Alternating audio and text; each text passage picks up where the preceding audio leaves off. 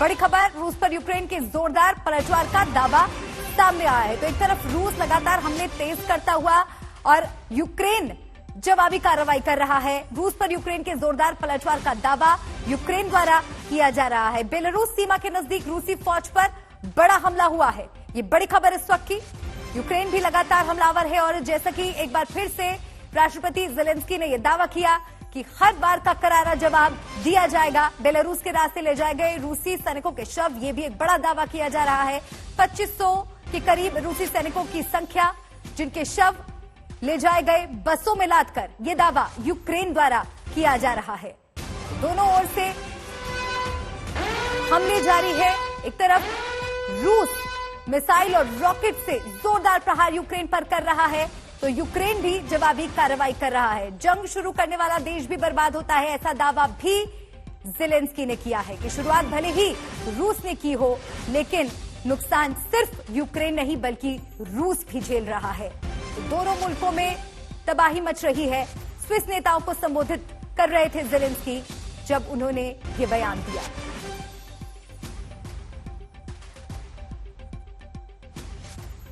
Пане президенте, дорогий Ігнатіо, я вітаю усіх швейцарських друзів України.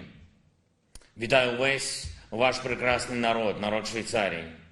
Я вдячний вам за підтримку кожного і кожної. Вдячний за те, що захищаєте свободу разом з усіма, хто її цінує.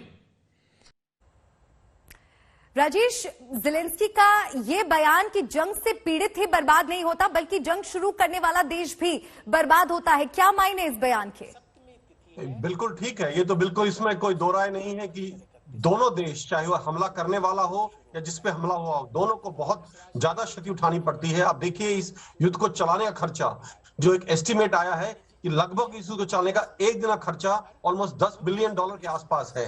देखिए रूसी इकोनॉमी बहुत बड़ी नहीं है, वो चाहे सैनिक महाशक्ति हो सकता है लेकिन इकोनॉमी के तौर पे वो बहुत बड़ी शक्ति नहीं है। रूस की इकोनॉमी लगभग इटली की इकोनॉमी के बराबर है, जो एक बहुत छोटा देश है। आप देखें तो इतना बड़ा खर्चा जो रूस के ऊपर पड़ रहा है वो उसके नागरिकों के ऊपर पड़ रहा है और इसका प्रभाव हर दिशा में अब दिख रहा है, डेली लाइफ में दिख रहा है। लोगों के जॉब्स जा रहे हैं और धीरे धीरे अगर ये लंबी लड़ाई चलेगी तो चांसेस हैं, जिस तरह से रूस को बिल्कुल कट ऑफ कर दिया गया है, कि वो बैंकरप्सी की तरफ बढ़ रहा है और जो नागरिक हैं वहां के, उनके जीवन शैली पे, उनकी रोजमर्रा की उन पे चीजों पे, उनकी सैलरीज पे, हर चीज में इसका फर्क पड़ना तय है और ये फर्क बहुत लंबे वक्त तक पड़ेगा। अभी चाहे लड़ाई अब खत्म भी हो जाती है और रूस को वापस इंटरनेशनल सिस्टम में डाल भी दिया जाता है, मॉनेटरी सिस्टम के अंदर, तब भी मेरा मानना है कि इसका इंपैक्ट कई सालों तक देखने को मिलेगा रूसी इकोनॉमी के ऊपर। तो जेलेंस्की बिल्कुल सही बोल रहे हैं जब वो बोलते हैं कि दोनों पे इसका फर्क पड़ेगा।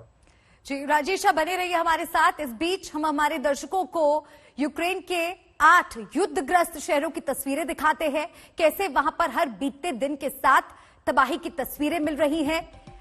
ये 8 शहर यूक्रेन के जहां पर रूस के भीषण हमले जारी हैं।